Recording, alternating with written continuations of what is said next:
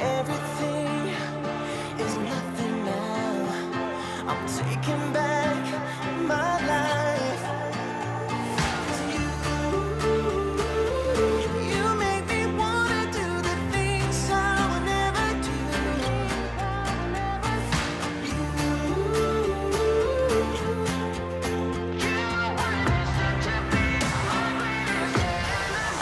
I'm moving on as I'm fighting what's inside of me. I don't know if it's dream or reality. 'Cause your lies and your dream makes me wanna Oficialmente, né? Primeiro, agradecer o Hector aí novamente, né? Que está dando muita força aí para as nossas atividades. E para aqueles que não conhecem, acredito que a maioria já conheça, né? O professor Marcelo Massa, especialista aí nesse tema, talento esportivo, treinamento a longo prazo, meu colega, meu parceiro lá da Escola de Arte, Ciência e Humanidades da USP, e agradecer o Marcelo pela disponibilidade. E como é que vai funcionar, né? Nós vamos ter aí uns 30 minutos de apresentação e depois a gente abre para perguntas, e como tem pouca gente, a gente vai abrir a tela para todo mundo. Aquele que quiser fazer a pergunta ou faz pelo chat, ou então levanta a mãozinha aí que a gente passa a palavra, tá bom? Então, Hector, obrigado novamente aí pelo apoio e Marcelo, toca, a bola está contigo agora. Maravilha, Dante. Qualquer ocorrência aí, por favor, vai me avisando. Queria agradecer muito o convite do professor Dante, professor Hector, todo o suporte aí para que a gente possa, hoje, nessa noite, estarmos aqui reunidos, né, para conversar um pouco sobre talento e sobre basquetebol. Então, fiquei muito honrado aí com o convite e com a oportunidade de, mais uma vez, poder interagir com o professor Dante sobre tudo, que sempre é uma grande inspiração para todos nós, né? O tema que nós vamos aqui abordar, como eu acabei de comentar, é relacionado ao talento esportivo, e é uma pergunta que é bastante recorrente, né? A respeito do talento. Afinal de contas, né? Talento é algo decorrente do treinamento ou seria um dom divino, né? Então, essa pergunta, invariavelmente, acompanha todas as reflexões sobre o contexto do talento, né? Então, bastante apropriada aí a sugestão de tema, e penso que só de expor o tema, ele já gera automaticamente aí reflexões em todos nós, né? E eu estou aqui com o papel de provocar um pouco mais essas reflexões. Aqui eu tenho uma passagem como jogador de futebol, que me aproximou muito dessa perspectiva aplicada dentro do esporte, né? Mas depois eu acabei, obviamente, trilhando esse caminho mais acadêmico, sem me desprender das inquietações que me acompanhavam quando eu era atleta. Então, em toda a minha trajetória acadêmica, eu procurei buscar elementos que pudessem contribuir com o processo de formação de novos atletas, né? E o talento fez parte de toda essa trajetória, desde a época de graduação e, posteriormente, no mestrado, no doutorado e na livre docência, né?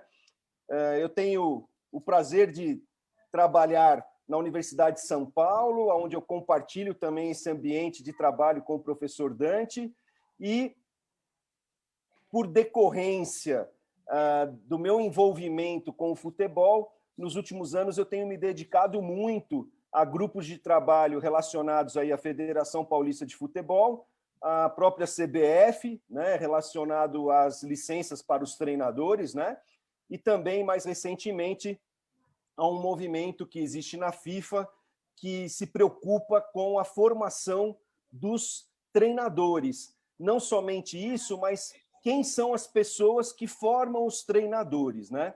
Então, eu estou tendo essa oportunidade também de participar desse grupo de trabalho na FIFA. Embora eu esteja, vamos dizer assim, bastante envolvido, né, com as questões do futebol, é preciso deixar claro que, ao longo dessa trajetória, eu não pesquisei apenas futebol. E eu pude levar esse tema para diferentes instituições, diferentes federações esportivas, diferentes clubes, diferentes modalidades, incluindo basquetebol, voleibol, rugby.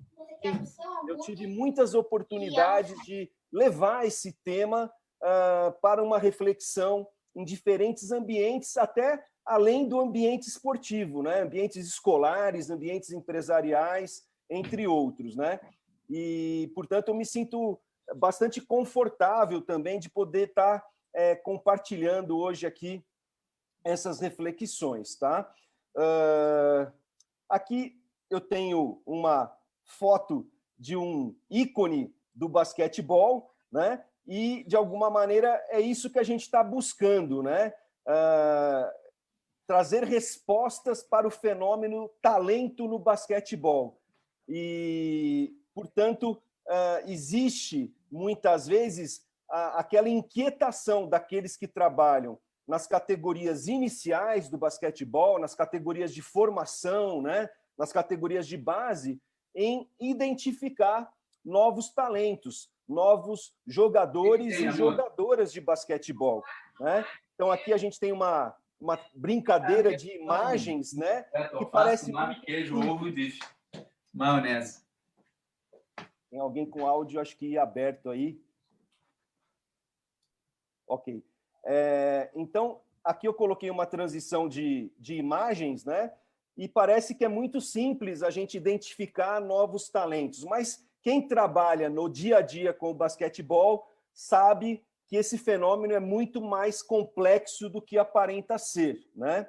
É sobre essa complexidade que a gente vai se debruçar aqui na noite de hoje, né? Mas, afinal, né, o que é esse talento, né? Talento não é um mero chocolate, né? O chocolate talento ele é produzido numa fábrica, e essa fábrica tem um ambiente totalmente controlado, com temperatura, higiene, os ingredientes são calculados para que o chocolate saia sempre com o mesmo sabor, né? De maneira que dia a dia, semana a semana, mês a mês, são produzidos centenas, milhares de chocolates talento, todos eles muito gostosos, todos muito talentosos, vamos dizer assim.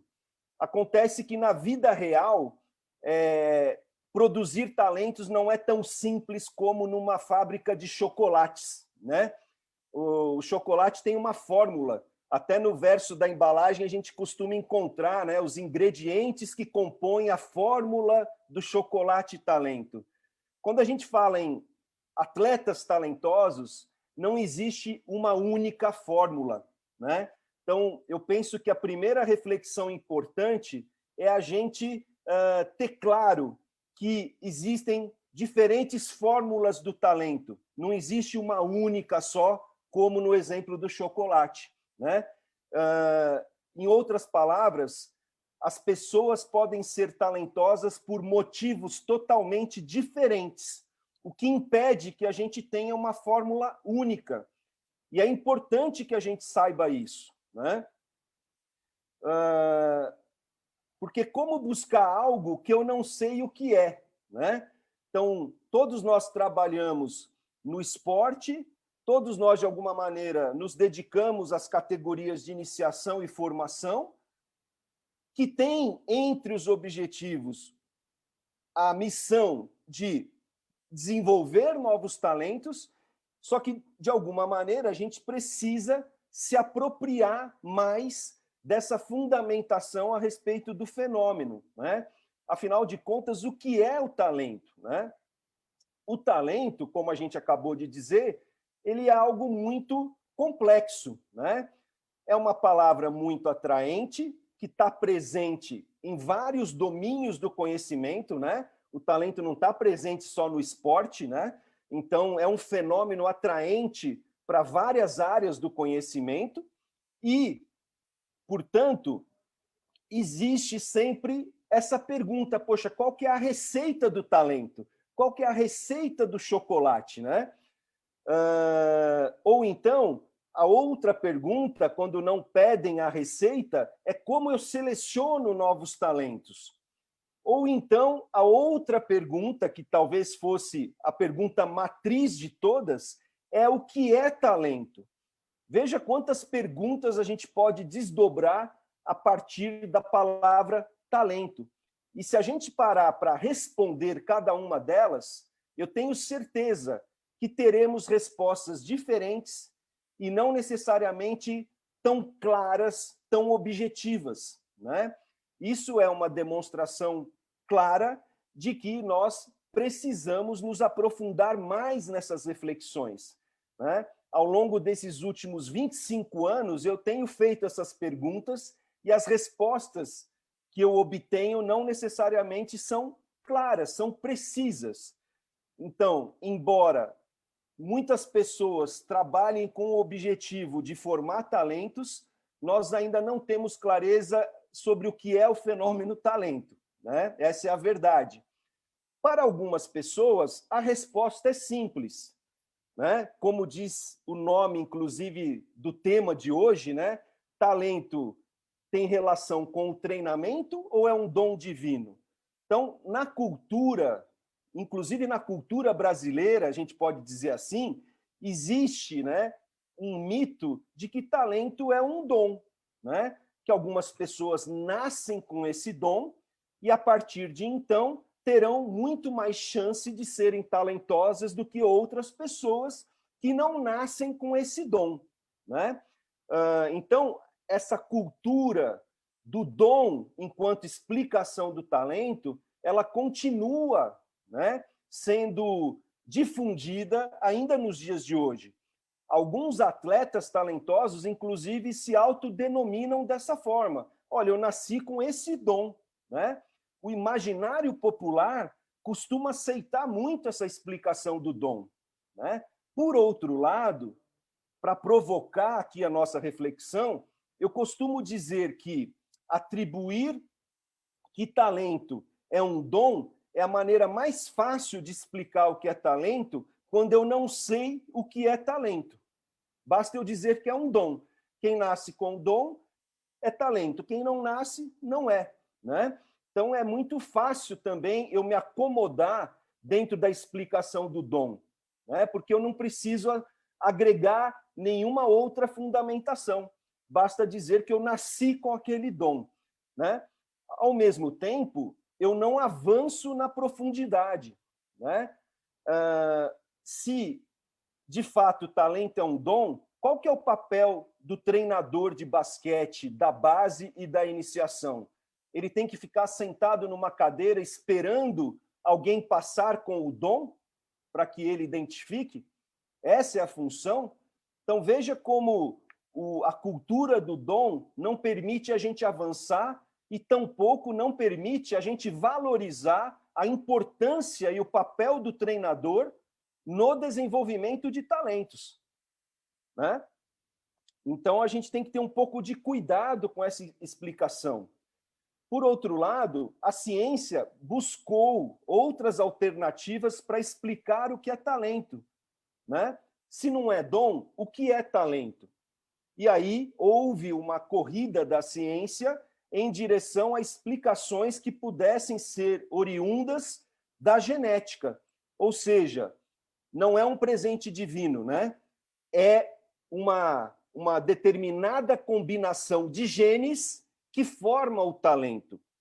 Contudo, da mesma maneira que dom não explica completamente o que é talento, a genética também não conseguiu explicar, a partir dos genes, o que é talento, né? Então, os estudos que se debruçaram sobre a relação da genética com o talento não foram conclusivos da maneira que se esperava. Ao contrário, à medida que se explorou esse contexto do impacto da genética sobre o talento esportivo, começou-se a perceber que a genética não era capaz de explicar por completo o desenvolvimento do talento esportivo. Então, se por um lado não é dom, por outro, a gente também pode afirmar que a genética não é autossuficiente para explicar o talento. Então, a gente precisa ter um pouco de cautela. Eu não estou dizendo que ela não tem um peso. Ela pode até ter um peso, mas esse peso não é autossuficiente para explicar a complexidade do talento, né? Por quê? Porque o talento, como a gente já falou ali na receita do chocolate, né? O talento não é um chocolate. O talento na vida real envolve uma complexidade muito grande, de tal maneira que a foto que eu estou utilizando aqui no fundo da apresentação envolve 2 jogadores de basquete da atualidade, da NBA, no caso, 2 jogadores que são considerados muito talentosos, entretanto, possuem receitas totalmente diferentes, né? O LeBron James é talentoso por uma determinada combinação de ingredientes, enquanto o Curry é por uma outra combinação específica de ingredientes. Então, a própria foto já nos deixa muito claro que as pessoas são talentosas por motivos diferentes. Por isso, não existe uma receita única. Toda vez que eu insistir numa receita, eu vou estar incluindo alguns em prejuízo de outros que não vão se enquadrar na receita, mas que não necessariamente não têm chance de se desenvolverem como talentosos. Então, a gente tem que ter muito cuidado com o que a gente emprega na hora de trabalhar nas categorias de iniciação e de base do basquetebol, para não cometermos equívocos graves, no sentido de fazermos avaliações precipitadas a respeito do potencial que determinados meninos e meninas possuem para o basquete. Temos que ter muito cuidado, principalmente se isso for feito em idades precoces. Se, por um lado, dom e genética não explicam toda a complexidade do talento, é no ambiente que se encontram as melhores respostas para explicar o desenvolvimento do talento. Então, aqui eu estou adicionando uma palavra importante. Eu estou dizendo desenvolvimento do talento. Ou seja, talento se desenvolve. Muito mais importante que saber selecionar talentos é saber desenvolver talentos. Enquanto nós ficarmos estacionados na ideia do como selecionar, a gente não vai estar resolvendo a dinâmica do processo de formação do atleta. Nós temos que nos debruçar sobre como desenvolver talentos, que ambiente eu preciso entregar para que crianças tenham chance de descobrirem suas vocações, seus prazeres e, consequentemente, seus talentos. E a melhor resposta para isso é como eu estou planejando esse ambiente que eu entrego para as novas gerações de crianças e jovens, né? Isso é fundamental, muito mais do que nascer com um dom, muito mais do que ter determinados elementos genéticos, é muito mais importante o ambiente nesse processo, né?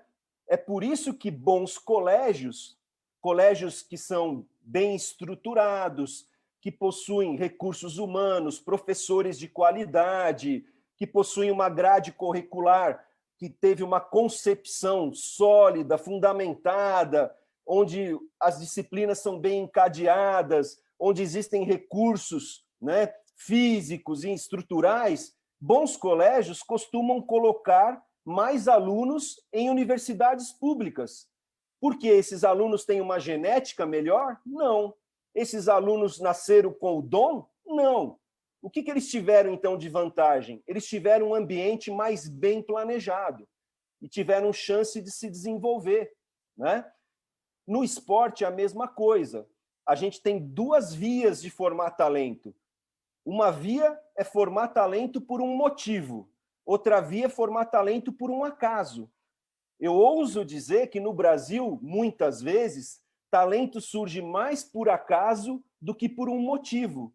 E quando o talento surge por acaso, a gente tende a dizer que foi por um dom. Mas se a gente for analisar, mesmo quando o talento surge por acaso, parece que o universo conspirou a favor, né? Que sem querer, determinados elementos ambientais favoreceram esse atleta a se desenvolver. Então, o acaso, ele mascara muito a verdade. Mesmo quando é por acaso, o ambiente contribuiu. A única coisa é que ele não foi planejado.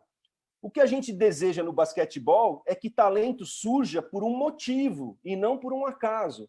Que talento surja por um ambiente que foi planejado, que foi premeditado para formar as novas gerações de jogadores e jogadoras de basquetebol, né? Então, aqui, muito mais importante do que saber prever quem vai ser talentoso e quem não vai, muito mais importante que predição é desenvolver pessoas, é desenvolver talentos. Vamos lembrar que a própria previsão do tempo, né, do clima, acaba dando errado de um dia para o outro, né? Porque mesmo com tecnologia, mesmo com algoritmos, etc., ainda assim a gente erra a previsão do tempo para o dia seguinte. Imagina prever que criança será, dali 10 anos, talentosa. Então, é muito complicado a gente trabalhar na perspectiva da previsão de quem será e quem não será talentoso. A gente precisa trabalhar num outro sentido, no sentido de desenvolver pessoas talentosas. Aqui é um vídeo, pessoal, ele não vai rodar aqui o áudio, tá certo, Dante?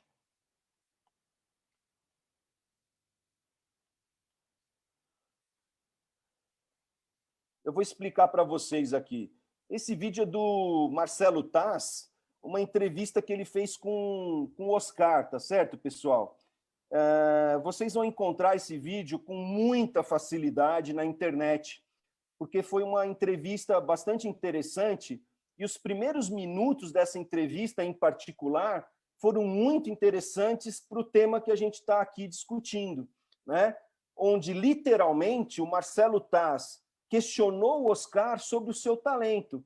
E o Oscar falou, olha, eu não tinha talento nenhum para o basquete.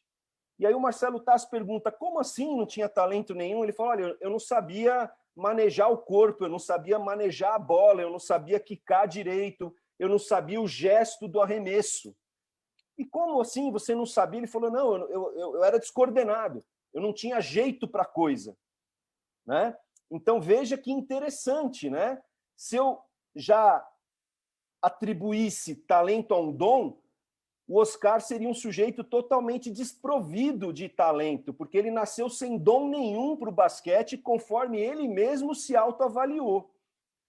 O detalhe é que ele conta nessa entrevista que ele teve um professor de educação física que foi fabuloso e que incentivou ele a se desenvolver, né? Não só no sentido da motivação, mas no sentido da instrução para desenvolver os aspectos coordenativos. Então, de alguma maneira, a entrevista é muito interessante porque ela demonstra o papel importante que um professor de educação física possuiu nessa fase inicial do Oscar com o basquetebol. E o quanto isso ficou gravado na trajetória dele, a ponto de ele mencionar o nome desse professor na entrevista. Então, veja o quanto o ambiente, por um motivo ou por um acaso, pode favorecer o desenvolvimento do talento ou desfavorecer. Talvez um outro treinador pudesse dizer, poxa, esse rapazinho aí, ele é só grandão, mas não tem jeito nenhum para a coisa. O que ele está fazendo aqui, né? Não vou perder meu tempo com ele. Então, veja como o ambiente pode favorecer ou não o desenvolvimento do talento, né? Nesse sentido, a gente tem aqui algumas referências que são muito interessantes e que falam exatamente sobre o processo de desenvolvimento de jovens talentosos. Então, tem esse livro aqui de um autor chamado Benjamin Bloom e tem esse outro livro de um autor chamado Mihaly Csikszentmihalyi, que o Dante gosta bastante desse autor. Depois ele fala para vocês. Essas duas referências são interessantíssimas porque elas compartilham estudos que foram realizados com jovens em processo de desenvolvimento. E eles acabam apontando quais são os fatores ambientais que contribuem para o sucesso ou o fracasso do desenvolvimento desses jovens. E aí fica muito claro nessa literatura o peso que o ambiente possui na formação de jovens talentosos, né? Sobretudo, um canal que foi chamado de Flow. É um canal de desenvolvimento que recebeu o nome de Flow, que é o canal ótimo de desenvolvimento. Se eu dou estímulos muito fortes ou estímulos muito altos para uma determinada faixa etária, para uma determinada criança, eu posso aumentar muito a ansiedade dela e posso tirar ela desse canal ótimo de desenvolvimento. Por outro lado, se eu dou estímulos muito pobres, muito monótonos ou muito baixos, eu também posso tirar ela desse canal ótimo de desenvolvimento e atrapalhar a possibilidade de ela se desenvolver como uma atleta talentosa. Então, esse canal chamado Flow é um canal no qual nós precisamos estar atentos no sentido de quais estímulos eu estou oferecendo em cada fase, em cada faixa etária da formação desses atletas de basquetebol. Como que eu estou planejando esses estímulos? Eles são gradualmente crescentes? Quais são os conteúdos de cada faixa etária? Como é que eu estou monitorando esses estímulos no sentido da equipe e também individualmente, né? Então, é bastante complexa esse planejamento encadeado ao longo das categorias de base para que eu ofereça as experiências mais adequadas e, ao mesmo tempo, estimulantes. Porque se for uma experiência muito alta ou muito baixa, eu vou acabar atrapalhando, né? Então, eu até indico esses dois livros para quem tiver interesse, né? E eles acabam sustentando os pilares mais importantes para o desenvolvimento do talento, que são a família. Então, dentro daquele ambiente, daquela complexidade, foi identificado, né, nas pesquisas sobre desenvolvimento do talento, que a família tem um papel fundamental, o tipo de apoio que a família oferece. E todos que trabalham com esporte infanto-juvenil bem sabem o quanto a família pode ajudar ou atrapalhar no processo. E foi visto que atletas talentosos possuem famílias que deram apoio positivo, harmonioso durante os anos de formação. Além da família, essa literatura também conseguiu demonstrar nas pesquisas que foram ali compiladas, né, que a presença de treinadores experts em cada etapa do processo de desenvolvimento da criança e do adolescente contribui muito com a formação do talento. Ou seja, é preciso que eu entenda de basquete, sem dúvida, mas eu também preciso entender muito das características daquela categoria competitiva que eu estou envolvido. Quais são as características de crescimento, de desenvolvimento, de maturação, de aptidão física, quais são as características psicossociais. Eu preciso entender daquela faixa etária, daquela categoria competitiva. Foi vista uma associação importante entre formação de talentos e treinadores que são experts em cada etapa do processo de formação. Isso é importante e pode colocar aí a perder todo o processo quando a gente não tem, né, essa identificação do treinador com a categoria que ele está envolvido, né?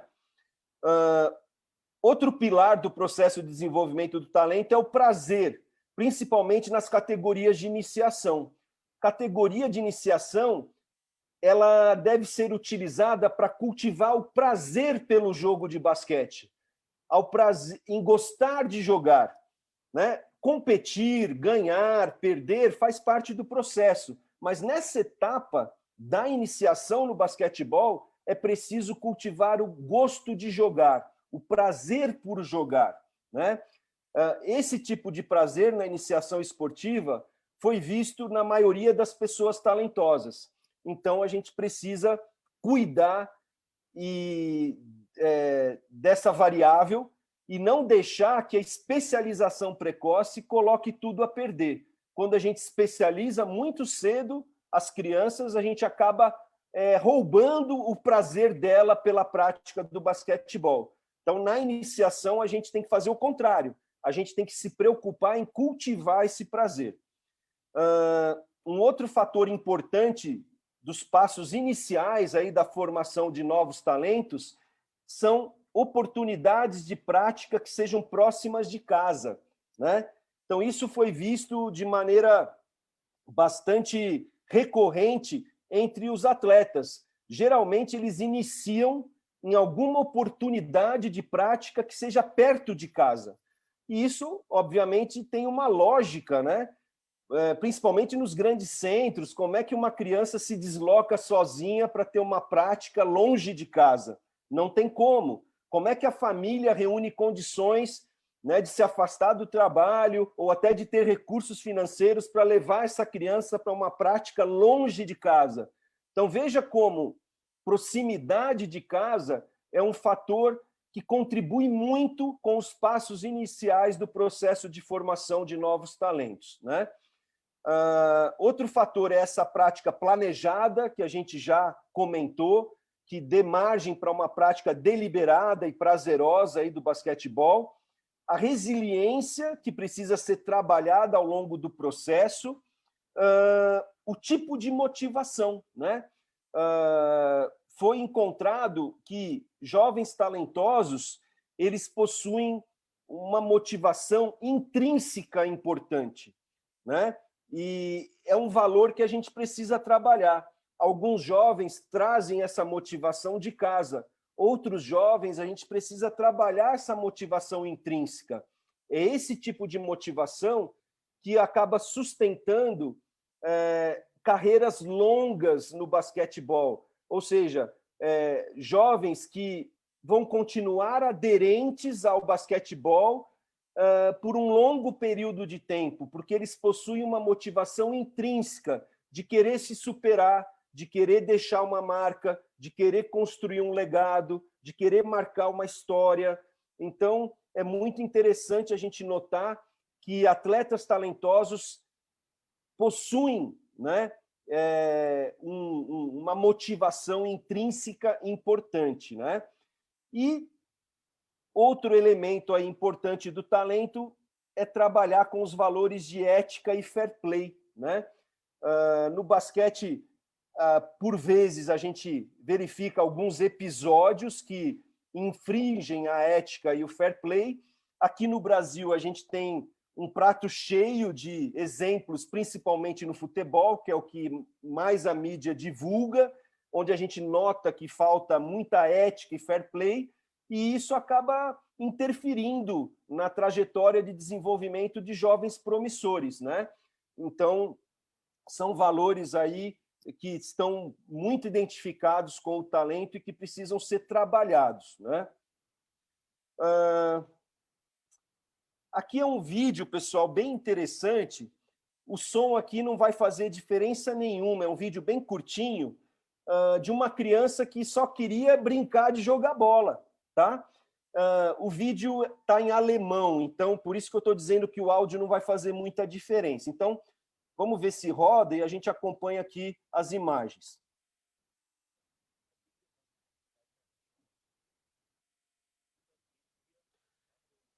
Então, a gente está vendo aí o Manuel Neuer, goleiro da Alemanha. Aqui é a equipe de futsal quando ele era criança, ele já era goleiro. Ele está lá no gol e com muita facilidade ele toma esse gol. Não sei se vocês estão reparando, aqui no fundo da imagem tem um objeto aqui. Vamos acompanhar. Aqui é o Neuer. Aí o professor avisa que ele esqueceu algo lá dentro do gol. e ele volta com um ursinho no colo, tá certo? Então veja que interessante, né? O Manuel Neuer é um goleiro que marcou história aí no futebol contemporâneo, né?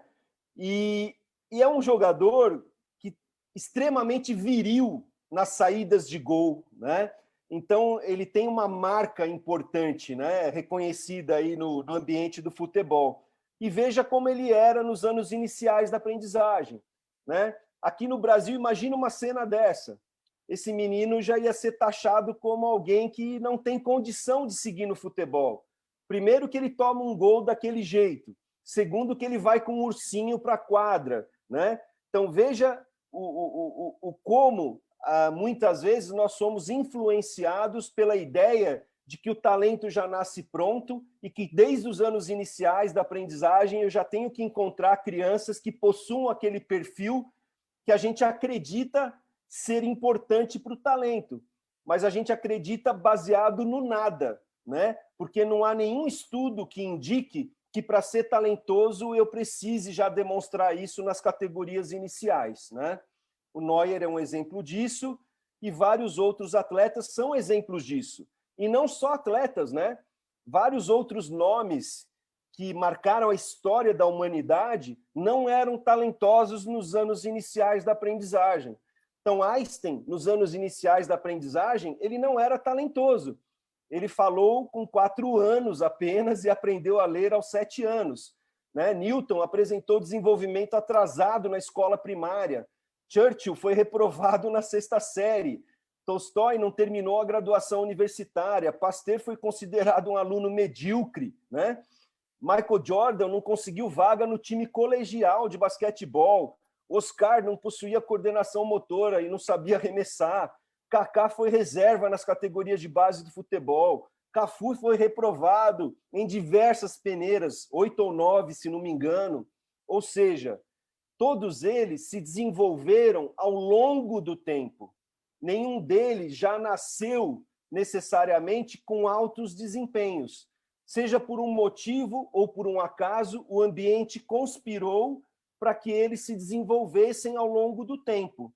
Se nós exercemos uma profissão, a gente deseja o quê? Que talento surja por um motivo e que nós sejamos protagonistas do planejamento desse ambiente capaz de formar novos talentos. Nem todos serão talentosos, obviamente, né? O ápice da pirâmide é para poucos, mas nós temos que planejar esse processo.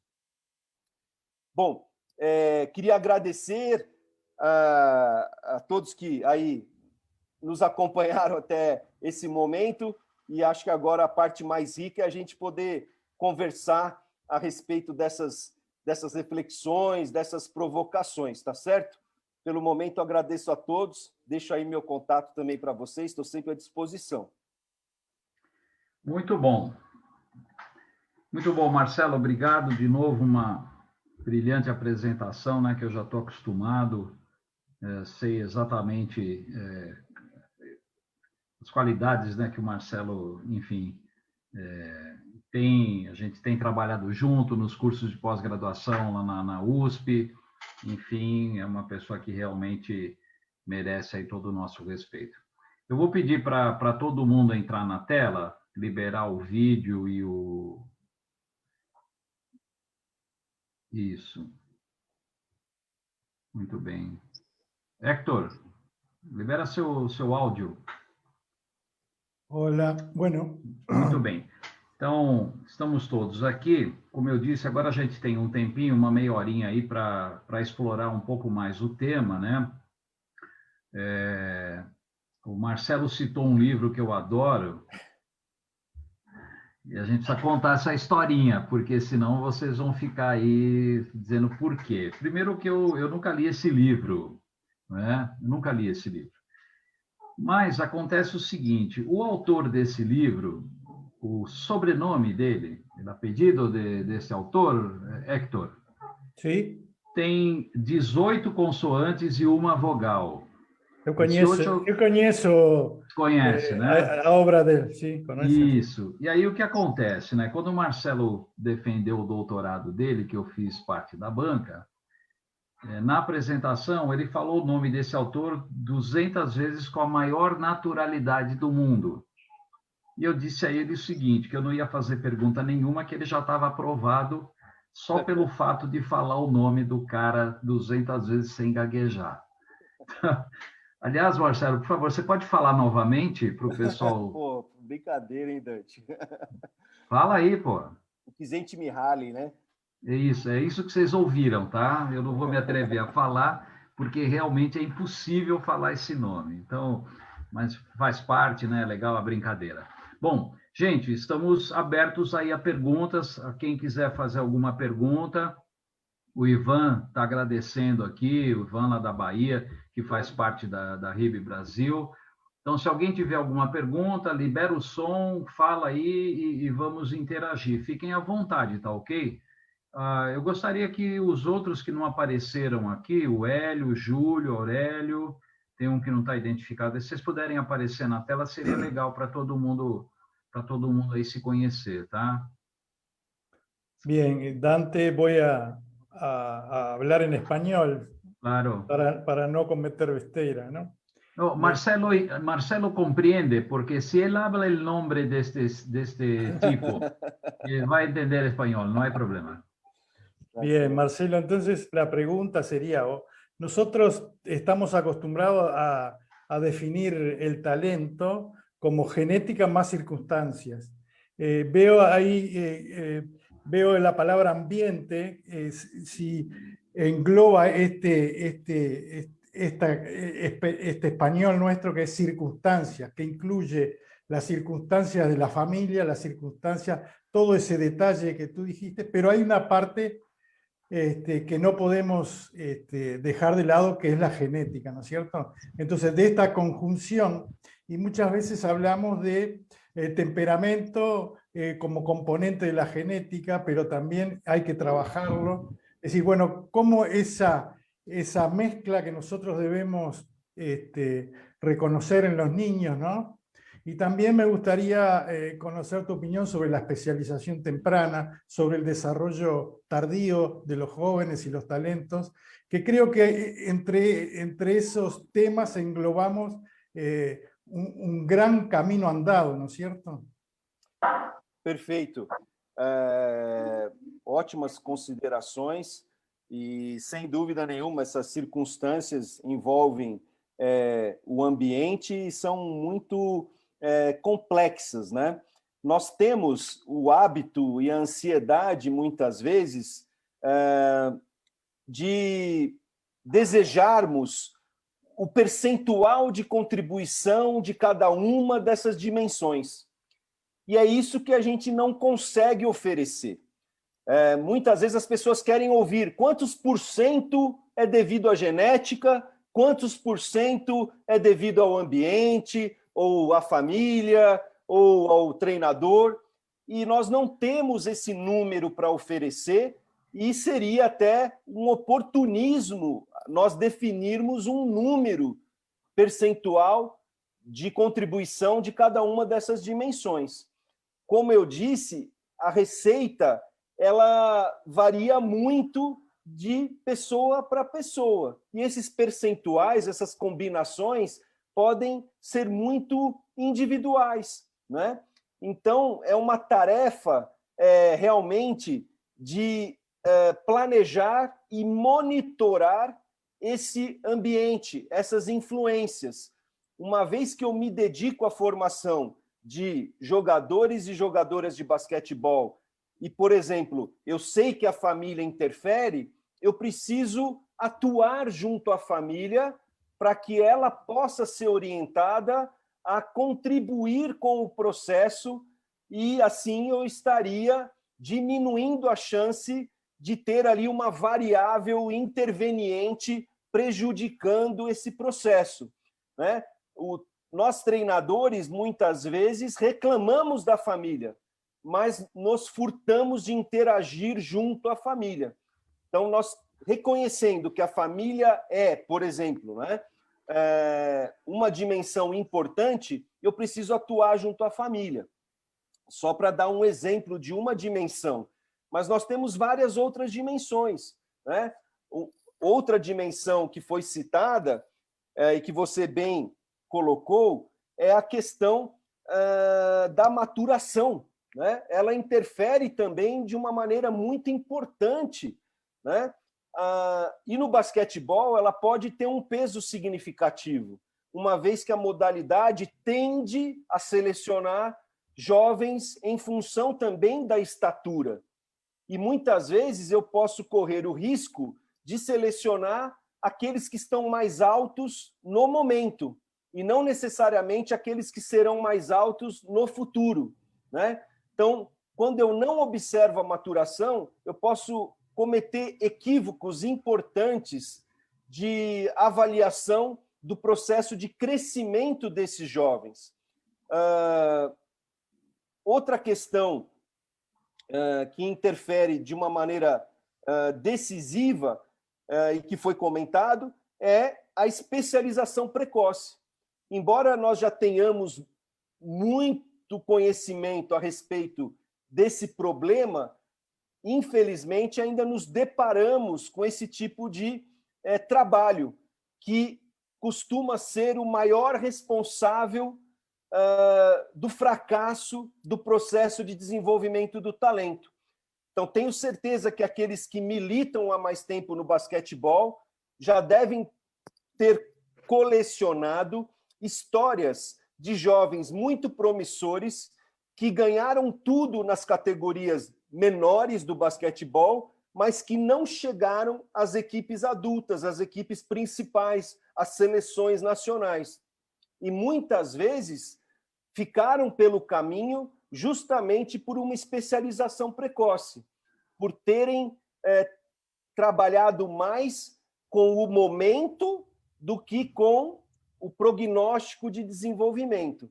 Então, embora seja um tema bastante difundido, ainda precisamos ter muita atenção com essas questões, né? De maturação biológica, especialização precoce e também efeito da idade relativa, né? Que é o impacto que o mês de nascimento possui sobre esse processo de desenvolvimento do talento.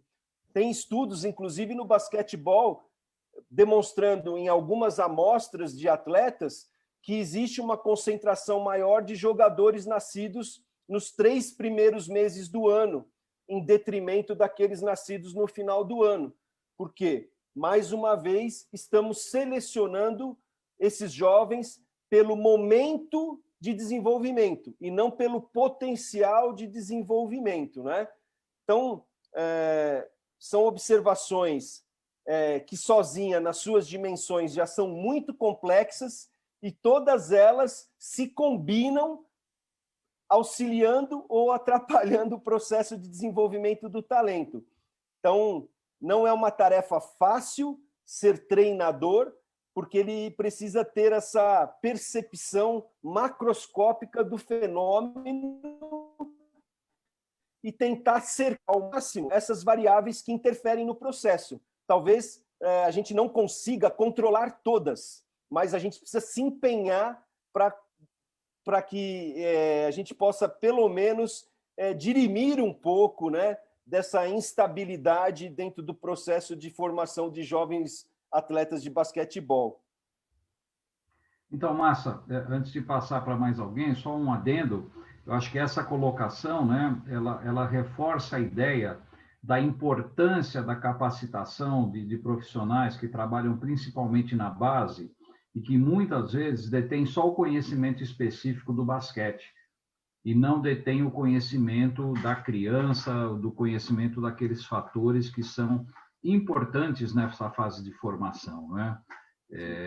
Eu acho que à medida que isso que o técnico, por exemplo, ele vai mudando de categoria, quando chega numa categoria adulta, evidentemente o conhecimento específico talvez seja muito mais importante, né? Agora, nas categorias de base, esse conhecimento mais generalizado, ele é fundamental. Dante, eu até gostaria de adicionar dentro da sua fala que é desejável, muitas vezes, né, que o treinador, aquele treinador que tem o desejo de trabalhar nas categorias maiores, isso é legítimo, é desejável. Por que não? Né? É um direito que ele tem, né? E ele deve, se é um desejo dele, trabalhar para conquistar esse espaço, né? Poxa, eu quero ser um treinador de categoria adulta. Não tem problema. A questão é, enquanto esse treinador está se dedicando às categorias menores, como você bem observou, ele precisa, né, se capacitar sobre os aspectos de crescimento, desenvolvimento, maturação, enfim, de todas essas variáveis que interferem no desenvolvimento do atleta, né? Não dá para ele entender tudo de basquetebol e nada daquela faixa etária.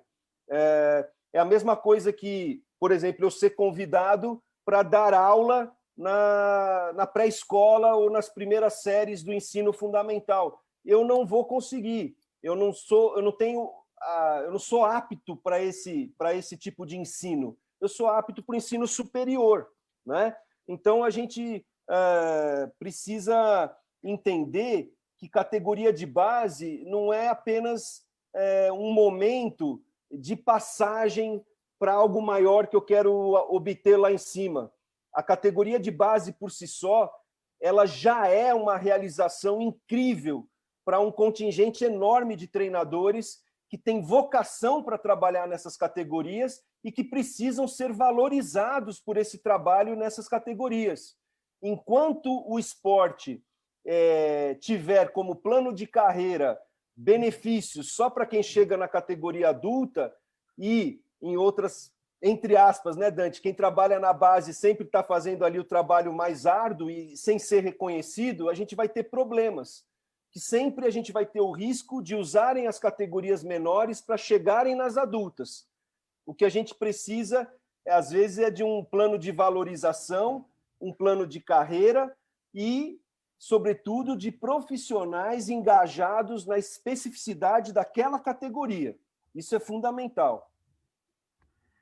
Ok, pessoal, vamos lá? Alguém quer fazer alguma pergunta? Ninguém? Eu queria... Ô, Dante. Pois não. Aí, Só um minuto. Quem tá? Rodrigo. Oi, é o Hector, Rodrigo. pode falar primeiro. Não, boa noite, queria agradecer pelo convite, você e o Hector à frente do RIB, né, aqui, e parabenizar o Márcio. A gente falou no passado lá no grupo da USP, né, sobre talento, né, muito, durante praticamente o semestre, é impressionante como ele traz o mesmo tema com exemplos e conceitos diferentes, né. Parabenizar e mais uma aula show aí. Obrigado. Obrigado, Rodrigo. Vamos ver você aí. Vamos lá? Alguém? yo quería un aviso, pasar un pequeño aviso al respecto de lo que estaba hablando Marcelo. Dentro de la RIBE, uno de los objetivos y la manera o la forma de la realidad de RIBE es tratar de jerarquizar el trabajo de los profesionales en las categorías de base. Dándole otras herramientas, nosotros le decimos los valores de RIBE, los pilares de RIBE, que pasan por complementar esa educación deportiva con una educación para la vida, con ciertos pilares, con ciertos valores que tienen que estar permanentemente en la actividad. De esta manera, lo que podemos ofrecer a la familia, a la comunidad, a la sociedad, es un trabajo de educación a través del deporte.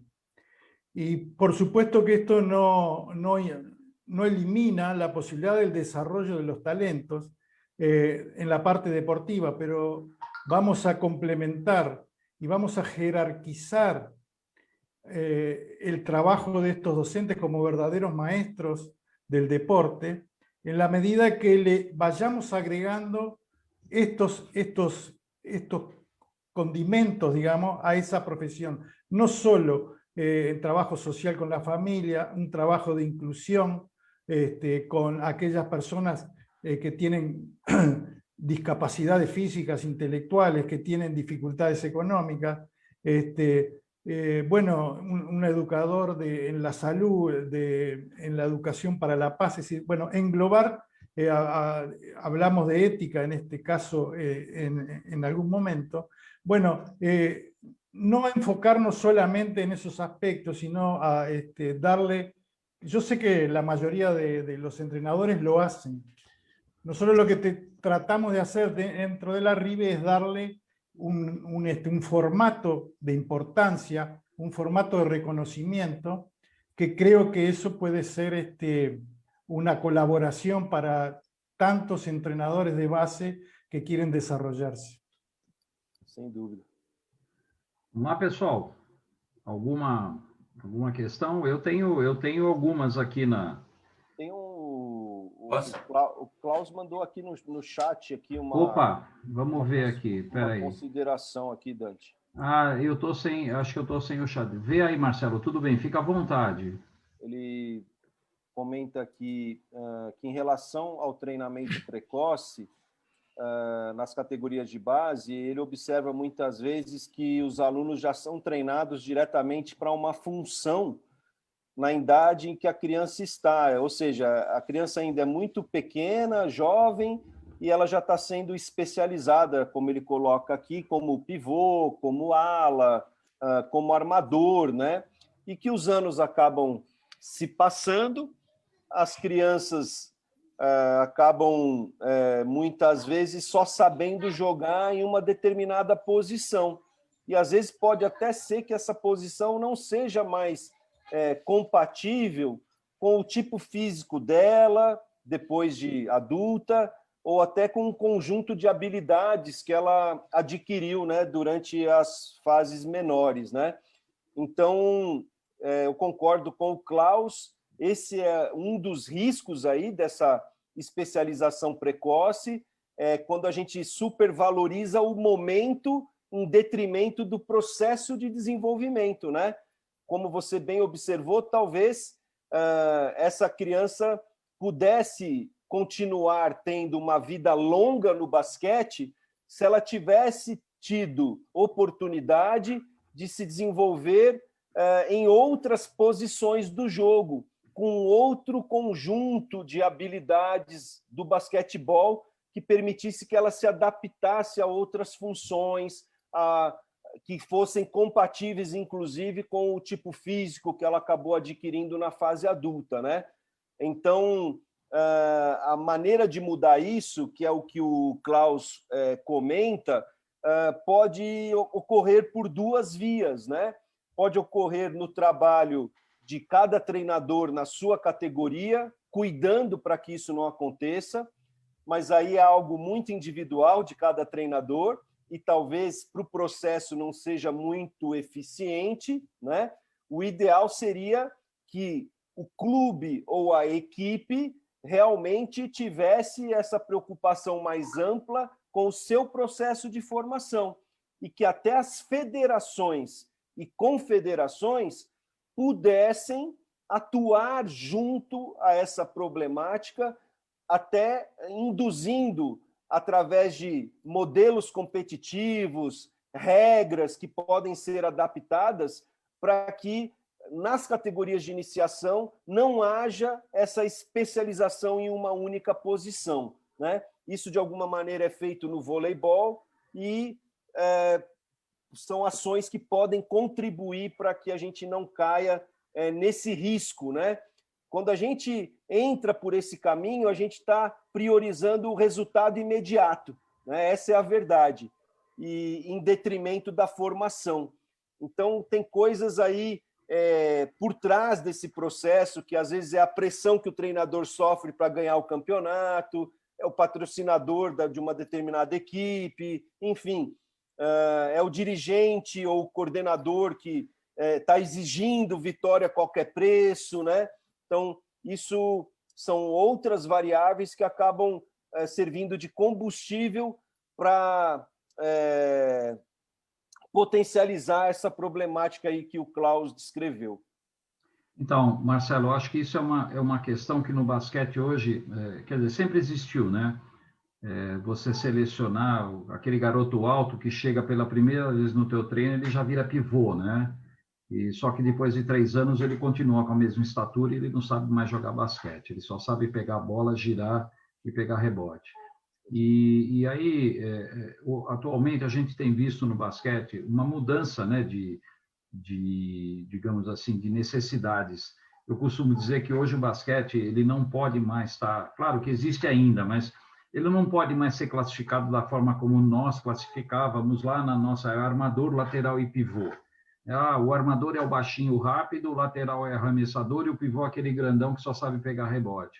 Porque hoje a gente tem vários exemplos de atletas que, por sua estatura ou por seu físico, eles não poderiam, pelo esse conceito antigo, estar atuando da forma como atuam.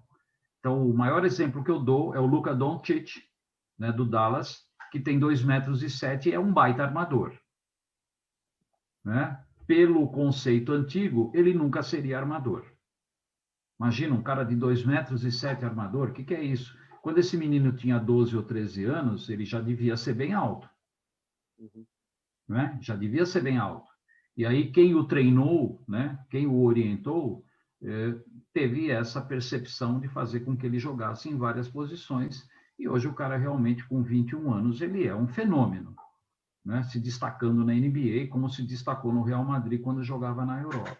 E outros tantos que a gente vê por aí. Então, eu acho que isso é um recado muito importante. Pessoal, para não esticar muito, nós temos mais 10 minutinhos. Se alguém quiser aproveitar para fazer alguma pergunta, por favor, fiquem à vontade. Ô, Dilson, boa noite. Tudo bem? Tudo bom, Dante? Tudo Primeiro, bem, pedir Dilson? desculpa no início da fala do professor Massa, eu deixei meu microfone aberto aqui e pegou um áudio familiar. Peço perdão. Tranquilo. Não, Na hora que eu entrei, a me gente até desculpei. queria pedir para você dividir com a gente, porque eu escutei Desculpa aí. maionese e não Desculpa sei o quê. imensamente. Pô, manda pra Perdão nós, imensamente. eu ainda não jantei. Você já jantou, Marcelo? Ainda não. Pô, manda para nós aí. Perdão. Falaram que Se quiser- delivery pode. Delivery pode. Problema vai ser chegar de Juiz de Fora até aí em São Paulo, vai ser difícil. Tá certo. Mas primeiro Dona agradecer a Cleo. oportunidade mais uma vez, Dante, ao RIB, né? A gente ter esse momento ímpar aqui com o professor Massa, quase que particular aqui, né? Para tratar de um assunto em que eu particularmente me espelho muito. Sempre que tenho a oportunidade de ouvir falar sobre talento, estou ali de carteirinha e há algum tempo venho me dedicando também a interpretar alguma coisa disso, especificamente no basquetebol, com algumas ações aí que a gente vem desenvolvendo, e sempre as suas falas são inspiradoras, e hoje eu vou puxar aqui o gancho do que vocês acabaram de falar, né? O Dante trouxe aí, o colega trouxe a questão do Klaus, se eu não me engano, trouxe a questão das especializações por posições, e o Dante trouxe o exemplo do Luka Doncic, né?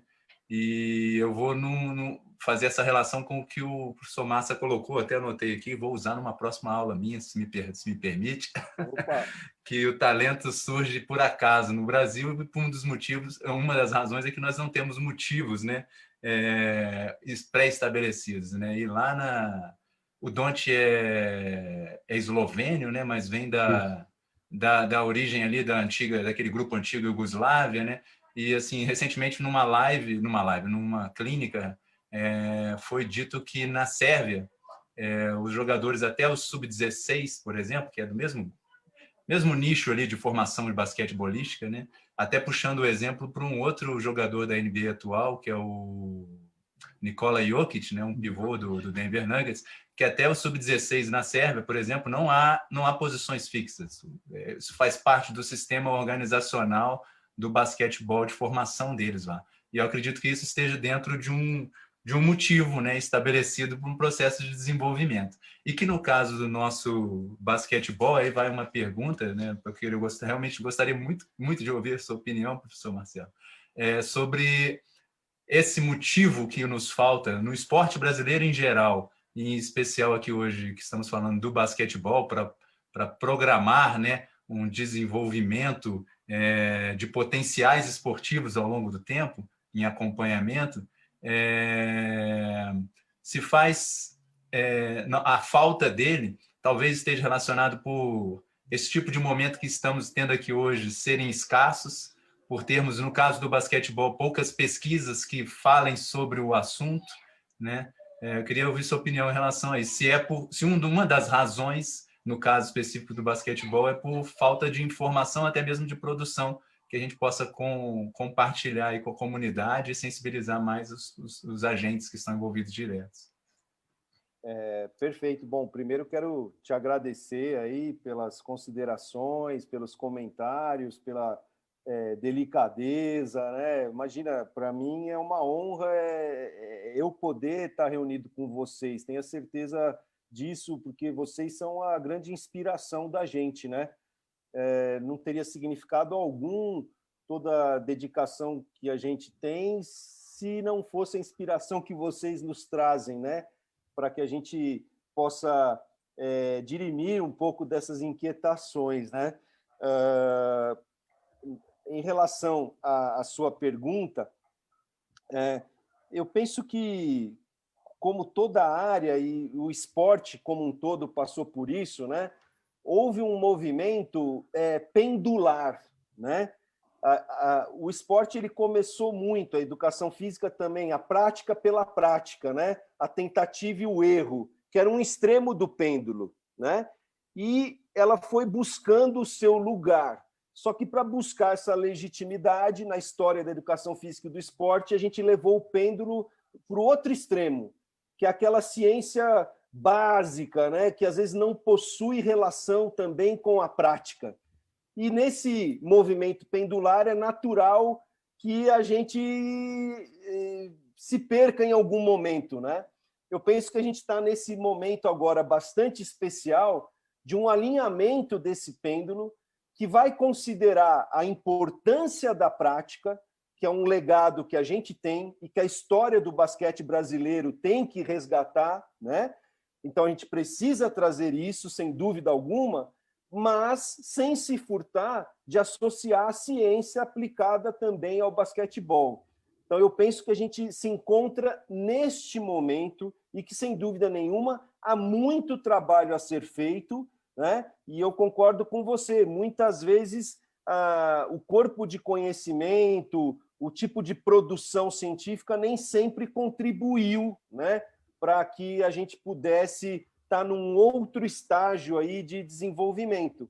Mas acho que se a gente está reunido aqui, como você bem disse, é porque existe esse movimento acontecendo, né? O Dante, que acompanha mais, deve ter alguma percepção disso também, e talvez essa força possa, vamos dizer, trazer grandes transformações aí para a estrutura do basquete.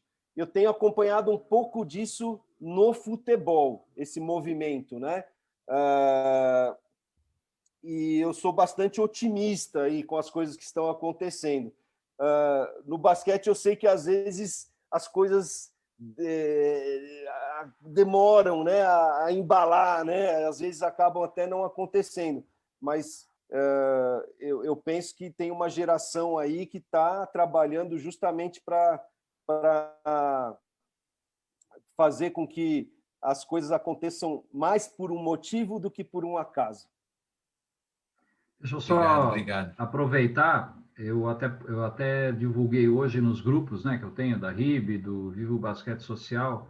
O Dilson acabou de ter um artigo aí, né, Dilson, publicado numa revista internacional que fala exatamente sobre esse tema do talento, viu, Massa?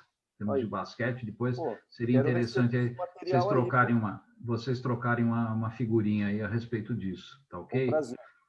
Bom, gente, eu deixei aqui no chat o nosso site, o www.ribglobal.com, que é a página oficial da nossa rede internacional de basquete educativo, que pode ser acessada por qualquer pessoa. E esse encontro ele está sendo gravado, né? E ele vai ficar disponível também para aqueles que quiserem assistir novamente, tirar alguma dúvida, tá ok? E, inclusive, divulgar para os colegas aí, tá bom, gente? Então, eu queria encerrar esse nosso encontro, como eu disse, para não abusar muito da paciência de todos, né, principalmente do Marcelo, para a gente poder também saborear a maionese lá da casa do Dilson, né? Ele vai mandar aqui para nós. E agradecer novamente essa força que o Hector está dando para todos nós, né? O Hector é um batalhador aí desse projeto, com o qual eu também me identifiquei, e muitos que estão aqui já fazem parte, e aqueles que quiserem ter um pouco mais de informação podem entrar em contato com a gente sem problema nenhum. Então, Marcelo, Massa, obrigado mais uma vez, um grande abraço, mais uma brilhante apresentação, e a gente continua aí nessa batalha, né? Sempre juntos aí, agora juntos, mas afastados, né? Os nossos cursos lá da USP, do pós-graduação, que o Rodrigo já participou, o esporte infantil e treinamento a longo prazo, e é um curso de pós que é oferecido sempre no segundo semestre, né, Massa? É segundo, né? Aí, qualquer informação, vocês podem entrar na página da Escola de Artes, Ciências e Humanidades, pós-graduação, vocês têm as informações do curso. E agradecer novamente ao Hector pela força, pelo prestígio de sempre, que está sempre junto conosco aí, e foi muito legal. Hector, obrigado, passo a palavra para você fazer o encerramento oficial aí desse nosso primeiro encontro. Eu que agradeço, Dante. Quería pasar para ustedes. El espíritu de la RIBE es este espíritu que se está logrando aquí de compartir conocimientos, sentimientos y proyectos.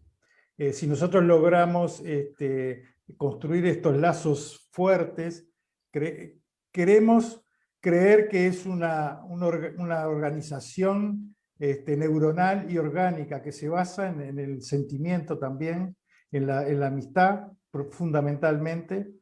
Y bueno, y yo me he sentido muy honrado de asistir a este encuentro de todos ustedes. Y bueno, muchísimas gracias al profesor Massa, a todos y cada uno de ustedes. Esperemos que la próxima vez participemos más todos, que esto enriquece bastante, porque nosotros en la RIBE pensamos que cada uno de los que participan en estas reuniones son muy importantes, sus vivencias, su trabajo de base, su pequeña, su visión desde su lugar. Por eso nosotros tenemos un pilar que es la ecología, que se refiere al lugar donde uno trabaja, a su pequeña vivencia, su gran experiencia. Así que muchísimas gracias a todos, les mando un saludo y ya estamos programando la próxima. Se Deus quiser. Ok, pessoal, boa noite para todos vocês, tudo de bom, um grande abraço. Obrigado, Dante, obrigado, Hector, obrigado, Marcelo.